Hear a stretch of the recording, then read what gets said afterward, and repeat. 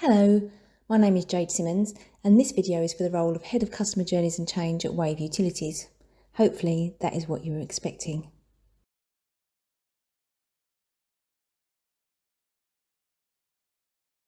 As an introduction, I would start with the fact that I am actually a Southerner, but I have settled in Newcastle. And I say settled because up until 2021, we was actually a military family. We moved around every couple of years up and down the country with the army, and we finally settled this year. As you can imagine, moving around every 2 years certainly has an influence on who I am today. The change in employment and location has frequently meant that I have honed the skills in relationship building, tenacity, and the ability to learn at pace.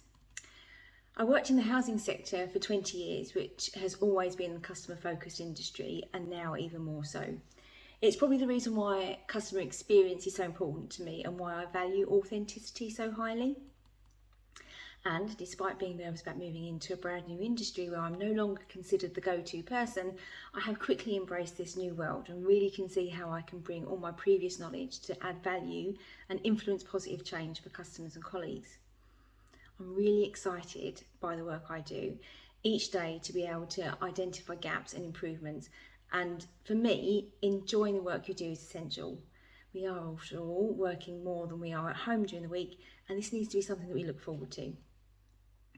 I'm a mother of 3 children, 12, 10 and 9, and work-life balance for myself and the team I work with is really a high priority. And I think the pandemic highlighted the need to reflect what's important and for us and our customers. Hopefully, others agree that I bring a sense of humour and a relaxed atmosphere at work while still managing difficult deadlines and heavy workloads. I would say that navigating full-time work and essentially being a single parent for 6 months of the year certainly helped me with my organisation and prioritisation skills. I'm always considered to be a confident and steadfast member of the team. My life experiences and my professionalism push me on to always look to develop my skills and knowledge formally and informally and embrace the world I work in. I even bore my dinner guests now about water efficiency. In my experience, the customer journey is what the relationship between business and customer is built on. It should be the design of all journeys to make the interaction and experiences simple, quick, effective, and universal in its design. It needs to be simple so that colleagues can easily follow it and that there are systems in place to facilitate that, but also so the customer doesn't realise they're being taken through a series of processes and steps, and for them it's just a seamless procedure with appropriate and timely contact in a way that they choose.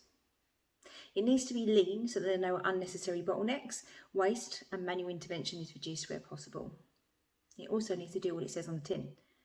If a specific journey is about a complaint, then that needs to remain the focus, and far too often journeys are designed with the all-encompassing need to do everything all at once, and the real purpose gets lost. The customer just wants to make a complaint. And finally, I believe that journeys need to be universal in design. So regardless of customer segmentation or channel or what point the customer starts their journey, it shouldn't affect the service quality or the experience that they have.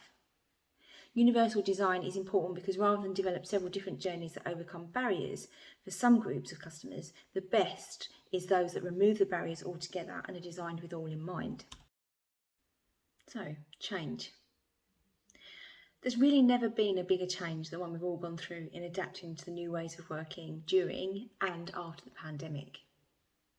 And even when it's as large and important as something like that, everyone moves through change at a different pace. So how you manage that needs to be sensitive to that fact.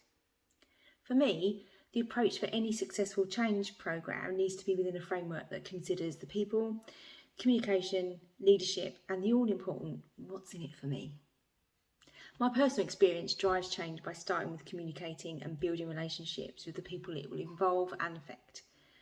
It is important to have a plan, after all, what gets measured gets done, but then having transparent conversations about that plan, reasons behind the change, actively listening to resistance, and taking a real interest in comments and suggestions that can get the majority engaged with the process and understanding the reasons why.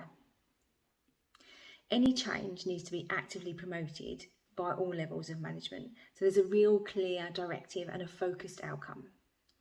There needs to be clear change management model that they can use and considers the specific areas of the business and the people working within it. For example, colleagues out in the field are going to have a very different approach to getting access to information and those that are in the office. Likewise, with actually responding to that information and any questions they may have.